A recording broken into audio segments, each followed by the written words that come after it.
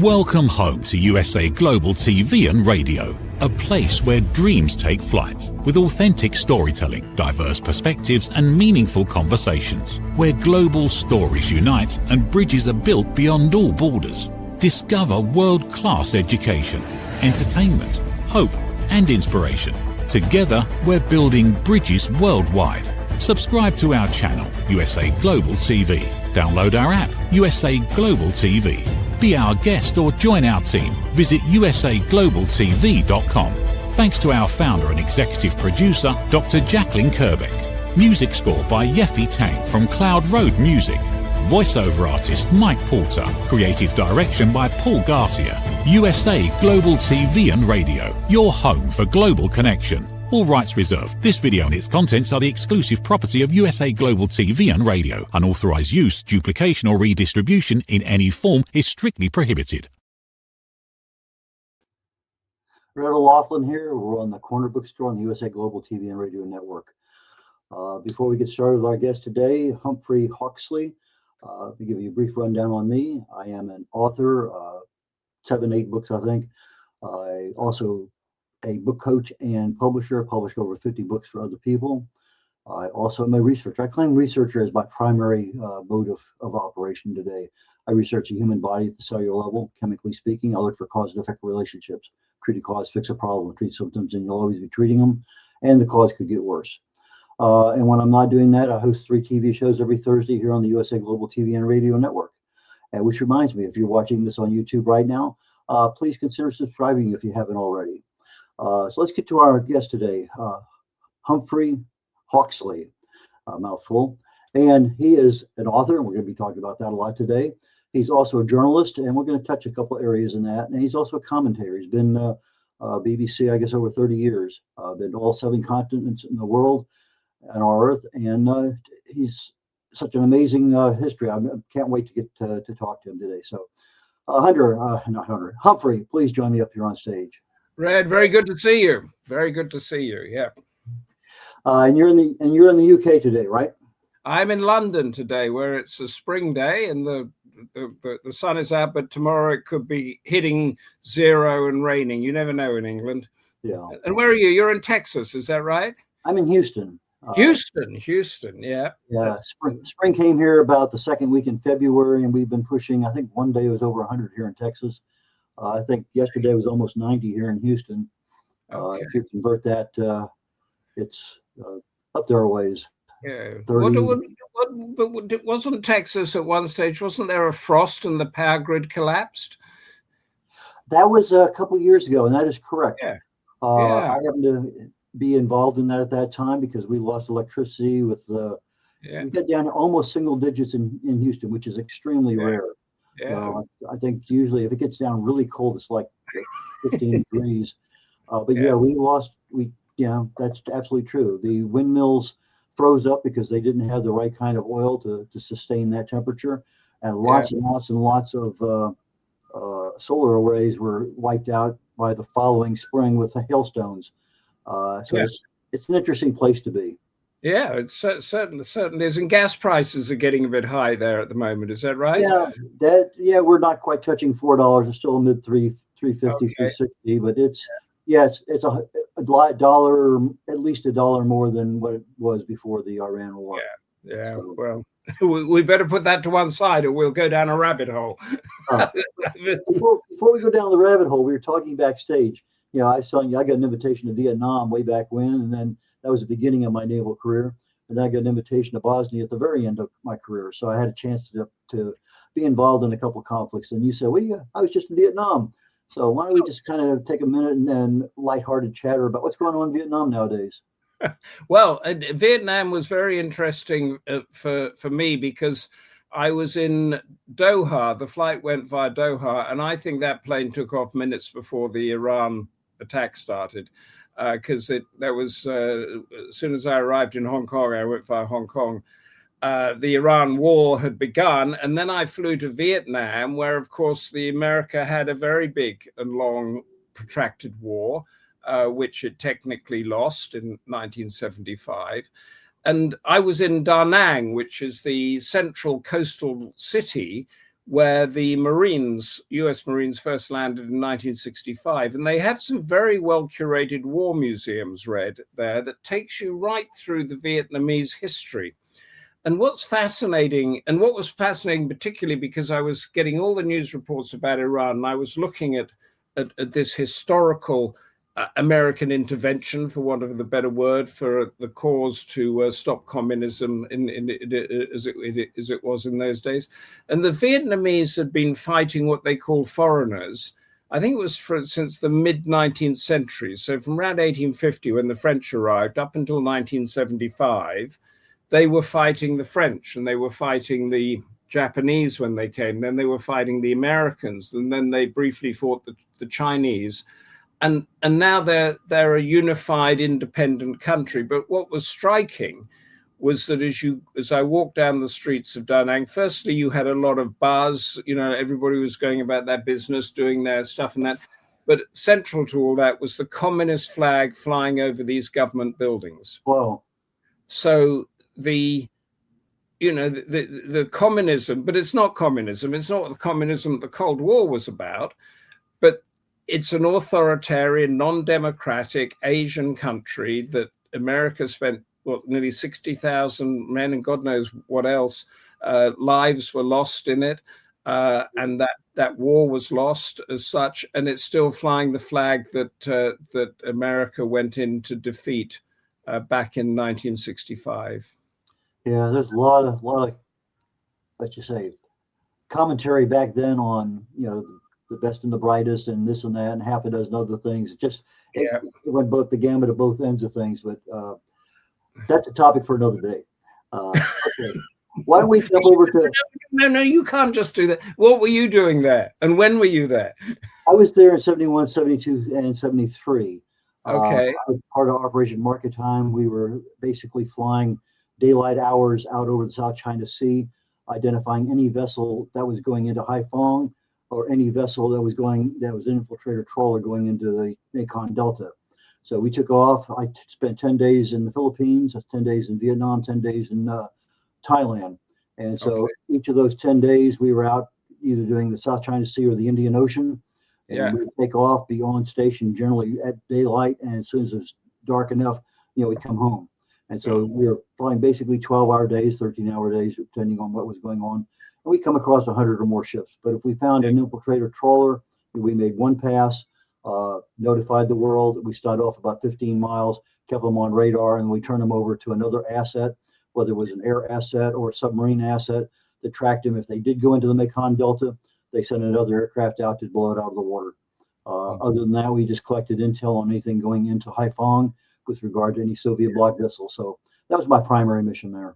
Yes, so it's a very serious mission. Well, let me just run something by you. Then is that somebody said to me as I was sort of, I met an old correspondent friend in Vietnam.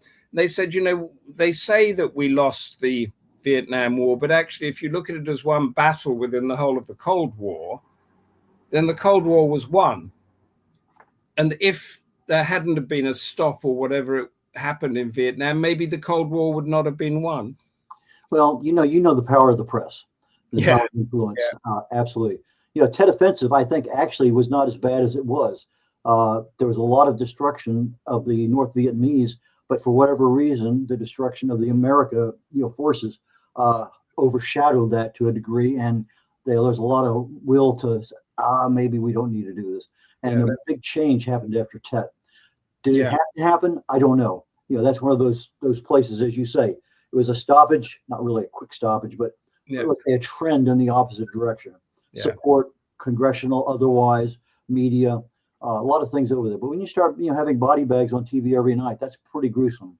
Yeah, it's. I was I went to Hue, which was the center of the Tet Offensive, and they've now got the Vietnamese flag flying high above the ancient citadel there, which is quite a sort of symbolic site, and it's a huge tourist place. Everybody's there. Yeah, Cam Ranh Bay, where I was at, had a beautiful beach. I told people, 30, 40 years from now, it's going to be a major travel place. So we were there, there was a tank on the beach to protect us. A beautiful, beautiful beach. Yeah, absolutely. Da Nang too. I mean, fantastic. surf coming in and everything. Yeah.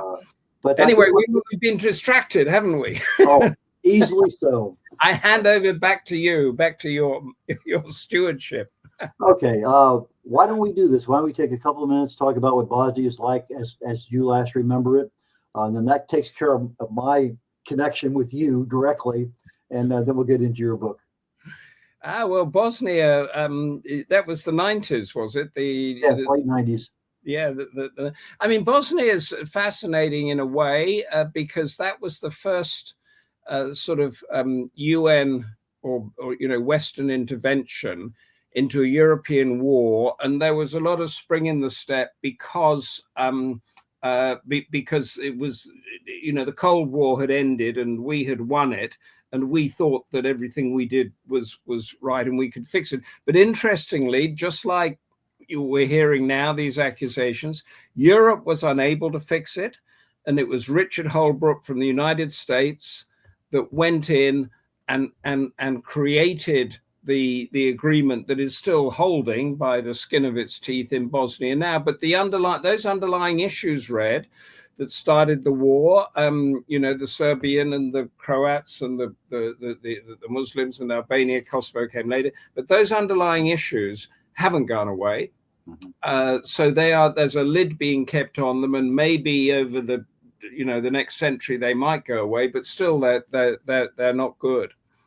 I was told by some people over there that truly believe that part of the problem is self-induced, because when you have the fighters, the young men, there was a period of time there, quite long, that you had kids and grandparents, and there was no in between. And so now you have an inculcation of the grandparents on the grandkids. Don't forget 604 when those dirty, nasty, Croats or whatever did this. And so there's an inculcation there. And they say it's going to take at least 2 generations to filter that out in order to have some peace and stability. And so I started looking at that, and I said, that probably has a lot to do with it. We do take a lot of our knowledge and our culture from our parents. And if that's what we believe, that's what we believe. Exactly. I mean, these are the legends that I was taught at school and you were taught at school, in the way your country came about and my country came about. And those legends from the Serbians or the Bosnian Muslims or the Croats, they all have their own legends, which are often to do with the conflict. And so you grow up as a young teenager full of energy and you want to go out and fight somebody. Yeah. I was in the French sector in Sarajevo. I was in the American sector in Tuzla, and in the 2 different cultures, military. I mean, you go to Sarajevo, I could go out and drink, have a good time. One person had to carry a gun loaded. He was our duty armorer, just like you have a duty driver. He was there to keep everybody safe, but pretty much a lot of freedom. I go to Tuzla, I can't leave base, I can't drink, can't go off base, I can't do anything. You're there, that's it. So totally different rules of engagement for where you're at, and I'm sure you've seen that more than a few times. Mm-hmm. And what's interesting, I mean, if you take your local neighborhood, say in Texas, or my local neighborhood around London, and suddenly you find you can't drive down a certain road, or such and such a village you can't go to. And this divisions that I think are in all our societies, and what you need is strong government and vision to sort of get rid of them. But in the Balkans, as we call it, it's quite tricky there. Yeah. Quite tricky is understating it. Okay. You've been a correspondent around the world, done so many things, so many places. And then all of a sudden you're now become a writer, an author. Tell us a little bit about that journey to get that first book. Well, it was more, I was doing them simultaneously, actually. I was the BBC Beijing bureau chief back in the early 90s. And I opened the first television bureau there in China as it was still beginning to open up, and all of that. But at that sort of stage in your career, a foreign correspondent feels they should have a book under their belt. So I drafted this sort of outline to a book and gave it to an agent I found in London. And when I went to London, he took me to see a publisher. And it was a bit day like this, bit of wind and breeze blowing through the office. And the publisher had all sorts of awards and pictures of him with the great and the good. And he laid this piece of paper, my outline, on the desk. And he looked at it and looked at me. And then a piece of wind blew through and it lifted the thing off the desk and it ended up in the rubbish bin. And he didn't go and pick it out. And I said, and I looked at my agent looked at me, I looked at the publisher, and he leaned forward like this. And he said, Humphrey, this is all very good and worthy, and I could publish it and we'd sell a few thousand copies. And it's a very good book, I'm sure. But tell me, could you write a book like this? And I said, like what? And he said, can you write a book about America going to war with China? And being a journalist and hearing a precise commission from an editor, I of course said, yes, I can. So I did a book, and it was called it was published as nonfiction actually, but it was a future military scenario about a war based on the South China Sea, which is now fully developed and under Chinese control, and how China and America would fight this war, including, we put in there, as well as all the gadgets and the aircraft carriers and the missiles and everything, we also put in there the insider trading on the stock markets. And that hadn't been written about before, on the basis that if you know when a war is going to start and you know when it's going to finish, you can make a lot of money in oil and gold and God knows what. And the book came out, it was called Dragon Strike, and it became a bestseller, a lot of it to do with the City of London and everything, because people were fascinated in that, but then and also in how, you know, what is China? What is America? What is all happening now? This was all 25 years ago, Red. And actually, I did two other ones after that. I did one called Dragon Fire, which was about Pakistan, China, and India going to war, where America was a bit on the periphery. And then I did one called The Third World War, which was, yeah, thank you. They're up there. Third World War was Russia, Pakistan, India, America, Britain, and Europe was in there a bit. But what I found interesting, because as I said, these were out a generation ago, is that each of these countries was sort of characters in a fictional novel. And the character of Russia was the character of the leader, and the character of America was the character of the leader, and so on. And that these were guys that were just trying to hold their countries together and put them on and that sort of thing. There wasn't a kind of Saddam Hussein, you know, corrupt dictator in there, or Gaddafi. They ran structures that reflected their country. And at the end of it, you know, none of them particularly wanted a world war, but they had painted themselves into a corner that they couldn't get out of it. And as I see the headlines today, I sort of shudder a bit and think, if we got all these guys painting themselves into a corner that they're not going to get out of. So that was and I was writing those whilst I was a foreign correspondent for the BBC.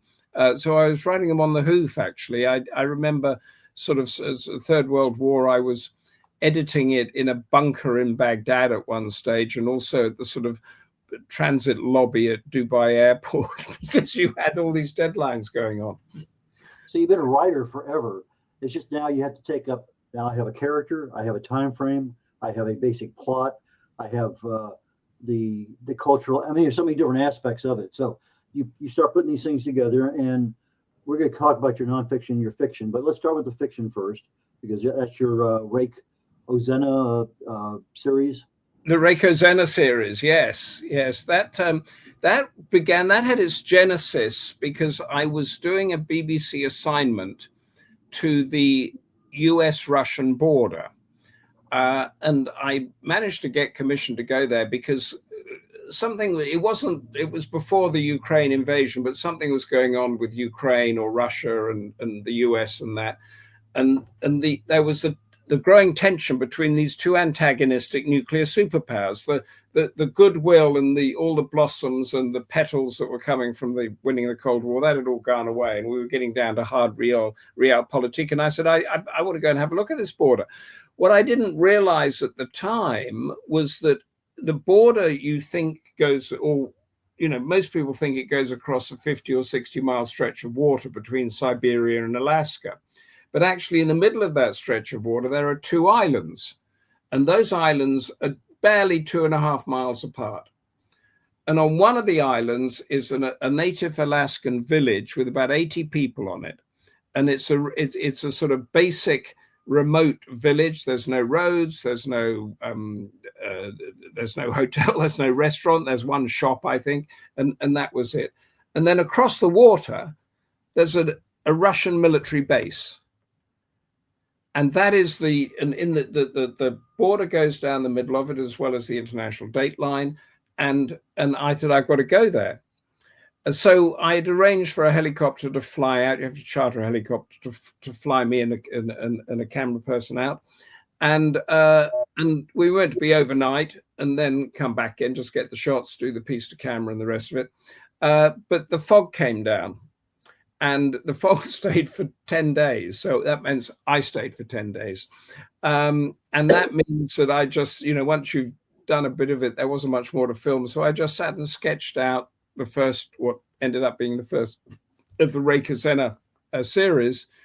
And I kept thinking to myself, what would happen if the Russians suddenly just came across and took this island? There's nothing to stop them. I mean, there's no police there. There's no military there. There's no sort of big guns there. And even the border itself is amazing, Red. The border itself is unmarked. There's no buoys that's saying you're now in Russia, you're now in the US. It's completely empty. And it's closed. It was pretty much open with free traffic up until 1948.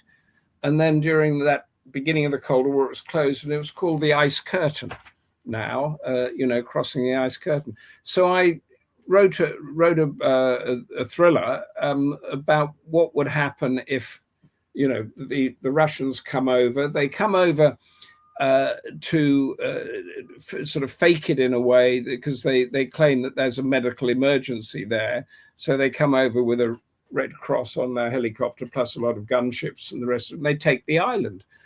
And interestingly, when I was researching it, I went through Washington, and I was asking people, so I might ask you this actually. I was asking people, I said, what would America do if Russia took this remote Alaskan island? Would they go to war over it, or would they just say, let them have it?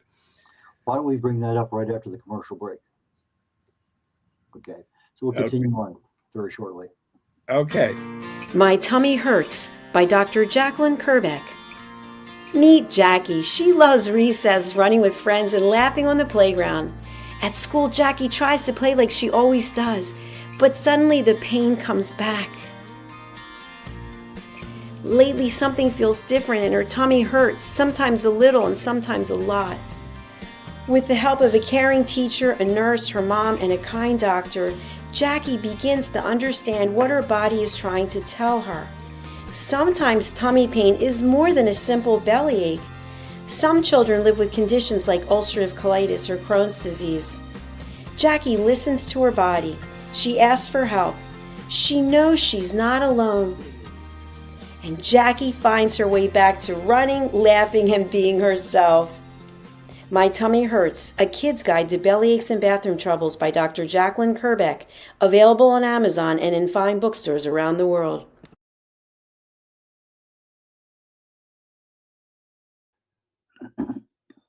Rhoda Laughlin here. We're on the Corner Bookstore on the USA Global TV and Radio Network. And my guest today is Humphrey Hawksley. And we're in the middle of a discussion on, I think the island's a Little Diomede or something like that. Humphrey, please join me back up here on stage. And we're going to talk about what would happen if Russia did decide to cross that international date line and take over an island that's basically unprotected. So yes. So what do you reckon? Well, I've flown out in that area quite a lot. I was done a lot of flights out of Adak, Alaska, which is about midway down the Alaskan chain. You probably maybe even landed there once. Oh, okay. Yeah, there's a military base there. And when you're out in that area, first thing is communication. So depending on what's going on with cell phones and everything, you probably get at least some notification that, hey, there's a war going on, whether it's through a commercial channel or not. But I guess the question really depends on how quickly do you find out that somebody has invaded you. And I don't think the United States, depending on the president, depends on what kind of reaction you're going to get. One may be an immediate counteroffensive on that particular part of the world, not necessarily into Russia itself, but certainly to defend that part of the United States. Again, this is just my opinion. But depending on, if you're just like what's Crimea, take that for example. I think that would be a similar episode. You have a foreign country taking over another piece of land from another country, and nobody does anything about it for all practical purposes. And then, so is this one of those ones where, okay, we can live with it. Just let them have it. It's nothing out there. There's no vital link or anything. I think that could possibly be a scenario, maybe 10, 15%. But I don't think America takes kindly to people just, like Pearl Harbor. You attack something, there's going to be a response. What level of response is there? I don't know. It could be anything. Nowadays in Iran, the whole war, the battlefield has changed with drones. And it's just a totally different war than we fought in Bosnia.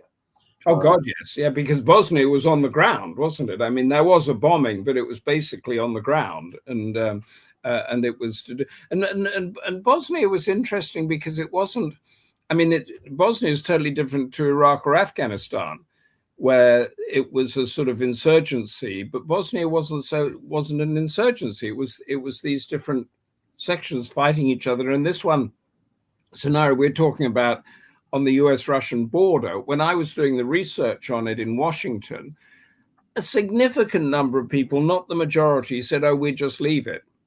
We'd just let them have it.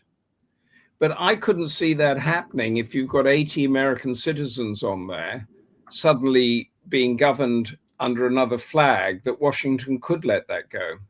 Yeah, that's the issue right there. American citizens, wherever you're at in the world, if there's American citizens there, they want them out.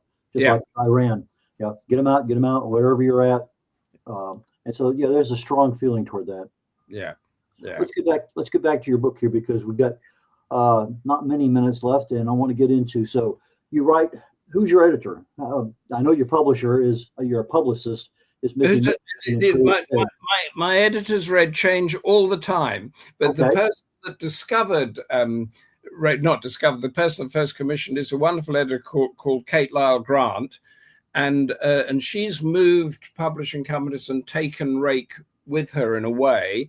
And then the editors, I think you probably know, you never quite know who your editor is going to be. So as an author, I try to use my own and then when it goes to the publisher, it's in pretty good shape. And the publisher might pick up one thing or pick up another, but it's not going to be a big structural edit there. And I think in today's, world of publishing, with all the cuts and everything, the editors don't have time for that sort of detailed structural edit that they would have done 30, 40, 50 years ago. Do you think AI will get involved in that structural aspect of it? I know that AI is getting involved in it, yes, particularly in commissioning new books. So before, you would, as a budding author, you would sort of send your manuscript into the publisher and they'd write back rejecting it or taking it or, whatever it is. Now you've got a lot of self-published authors on Amazon, Kindle mainly, or self-published up there. So the mainstream publishing companies are scanning that market to see which ones are doing well. And then they'll approach the ones that are doing well and say, do you want to come with us under a traditional publishing? And then there is now AI software that can run a manuscript through a bit of AI software, and that'll tell you, that'll say it can be marketed to such and such a group. It's this sort of demographic. It's this, is that, the other. So, and I'm saying this now. I think a year ago, I'm not sure that this was around. So I think 3 years from now, if you say, is AI going to be involved? AI is deeply involved. Yes. I started trying using AI for editing, and when I said edit, it took a 20-page chapter down to 2 paragraphs. And that's, oh my God. Yeah. So anyway, I started realizing you have to almost ask, how can I, what's the prompt for editing this, paragraph or chapter with regard to punctuation, spelling, syntax, diction, all the rest of that stuff. Yeah. And I finally got a paragraph prompt that worked pretty well. And then I asked to proof it for a 7th grade level. So now I bring it back down because I write very technically. Yeah. I'm big into chemical and everything else. So my, excuse me. Mine is nonfiction, but it's in the area of health and wellness, longevity, and that stuff. So most of my stuff is really technical, and I need to have it brought down to a level. So I usually ask it, okay, what's the real technical title? And then give me a 7th grade version of that title so people can understand. So I use it a lot for that. I love your covers. How did you get your covers done? The coverage of the covers or the coverage? Yeah, cover. Oh, the covers. The covers are the ones that you're showing, which I love a lot. So these have been, and this is a new thing in publishing I didn't know about, these have been relicensed by another company. So these are brand new covers, actually. And I think the last one I silenced only came out about a couple of weeks ago or something. And that goes on to, and these are mainly ebook sales. And they bought it to me. The first one was Man on Ice, which was the Russian island. And I looked at it and I thought, yeah.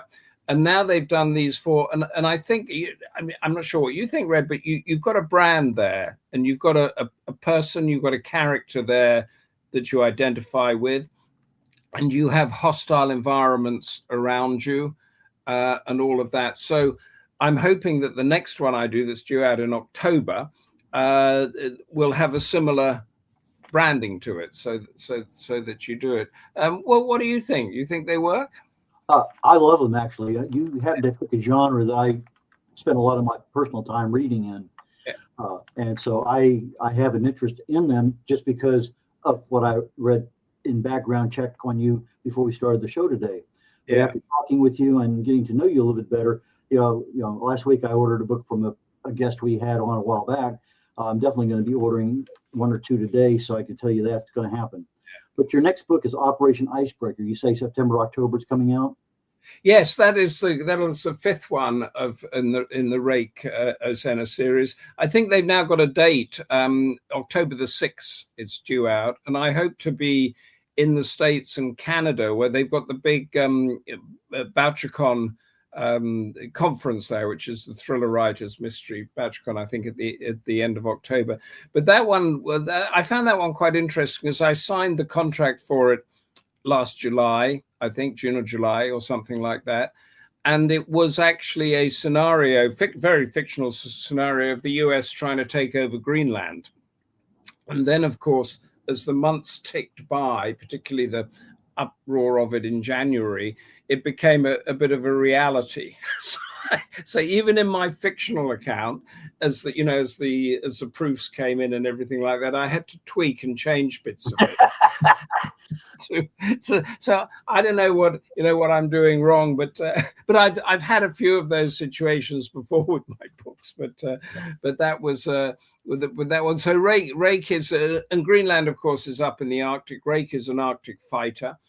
And as a part of the research for it, I talked a lot to the Danes because they run Greenland, and they would tell it, I mean, tiny little things about how they use their sled dogs and all of that sort of thing, but also the bigger political picture of how they, a NATO member, would push back militarily against the US moving in. And we've actually, there were meetings where all of that was being planned. That they would not just lean over to the US and let them take it. And then the treaties became quite interesting because essentially America sort of runs Greenland anyway from a security point of view. The security treaty means that it can do pretty much what it wants there. And I was up in Fairbanks, Alaska, where they've got the Fairbanks University, where they have a lot of experts on security in the Arctic. And they were talking me through the whole idea, the missile defense shield, which goes from, well, it actually goes from here in the UK up through to Greenland and then across Canada and then down to Alaska. And that detects the missiles taking off and is the main protection against a nuclear missile strike against the US. And they told me, look, we actually 100%, we do not need to take Greenland because they could fly in whatever they want, whenever they want under the treaty. So I'm not quite sure what that is all about. But as far as the thriller goes, it is a fantastic landscape of sort of ice and wildness and remoteness and hostility. And interestingly, I learned that the Greenland native Inuit language, there is no word for war. And the reason for that is that it is so hostile and so remote that you haven't got time to fight. You cannot contemplate fighting because the guy that you're fighting might be the guy digging you out of the snow or something, the next day. So they just don't have that word. So it's survival.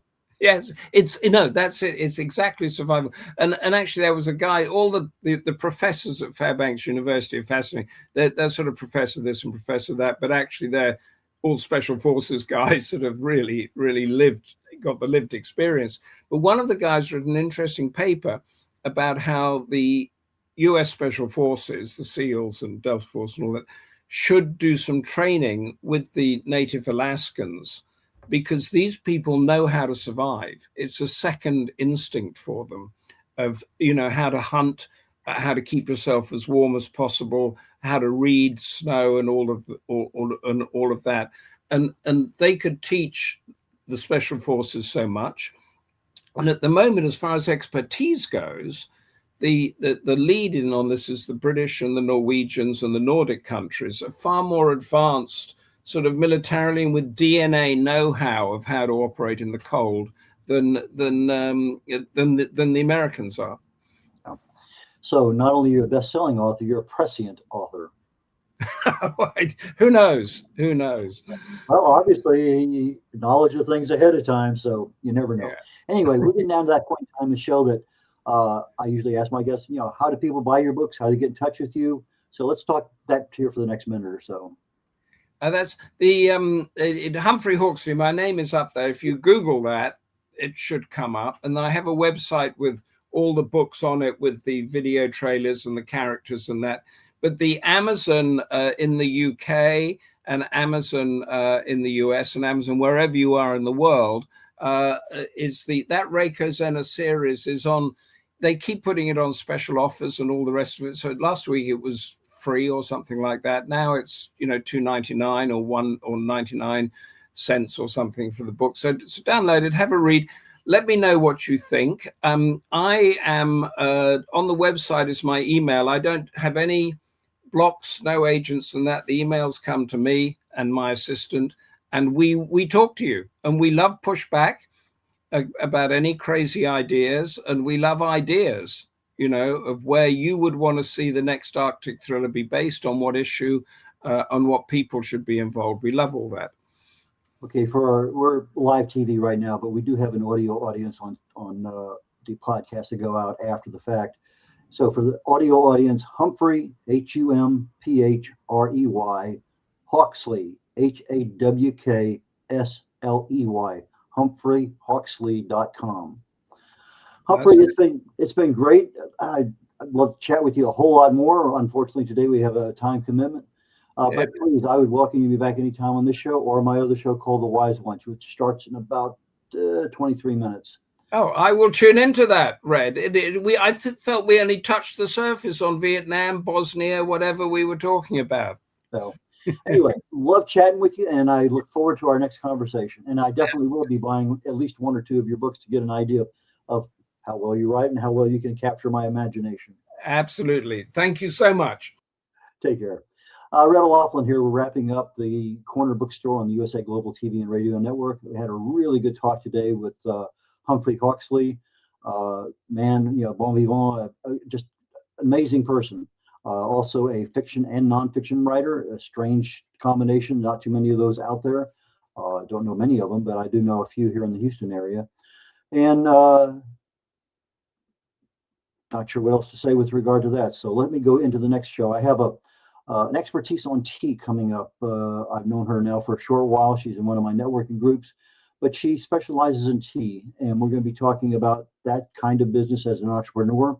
The show is called The Wise Ones. I follows this show every single week on Thursday. And then my final show today is called Talking Heads. And my topic today is going to be consistency and how it helps your health and aging. So Red O'Loughlin signing off. Catch you all later on. Bye now.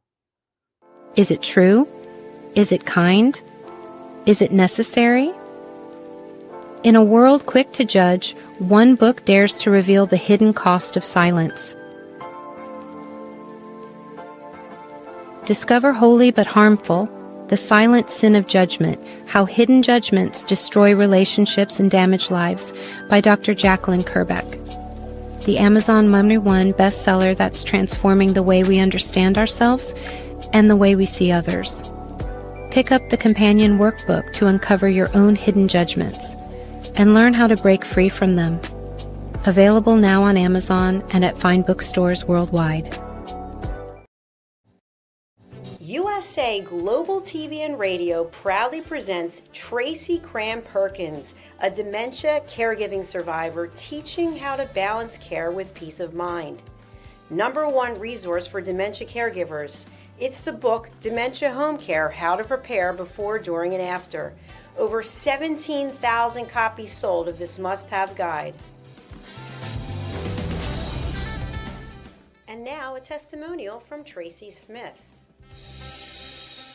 If I was to describe this book to someone who was going through a similar situation, I would underscore how important it is to have some sort of a tool or a guidebook to help you through certain stages. And there's so many, it's such an unknown topic to the average person. And to have this as a reference is essential. It's going to help you get through it personally, as well as help your loved one manage. To learn more, go to TracyCramPerkins.com. Tracy Cram Perkins is an award-winning author. She's also the host of Dementia Home Care television show. Watch it here on USA Global TV and Radio. Thank you, viewers and listeners of USA Global TV and Radio, for joining us today. We're honoured to have your time and attention as part of our global community. At USA Global TV and Radio, we believe in the power of authentic conversations, meaningful connections, and creating a world of possibilities together. Want to be part of something bigger? Join our team of elevated listeners at usaglobaltv.com, a space where your voice matters and your ability to listen transforms relationships. Stay connected with us across all our platforms for thought-provoking discussions, expert insights, and empowering stories. Subscribe to our channels at youtube.com/c/USA Global TV. Follow us on social media and explore the endless opportunities we're creating for growth, learning, and inspiration. Together, we're not just broadcasting, we're building bridges and changing lives one conversation at a time. For inquiries, contact us at info@usaglobaltv.com. Produced by Executive Producer and Director Dr. Jacalyn Kerbeck. Voiceover by Mike Porter. Creative direction by Paul Garcia. All rights reserved. Visit usaglobaltv.com to view our full terms and conditions.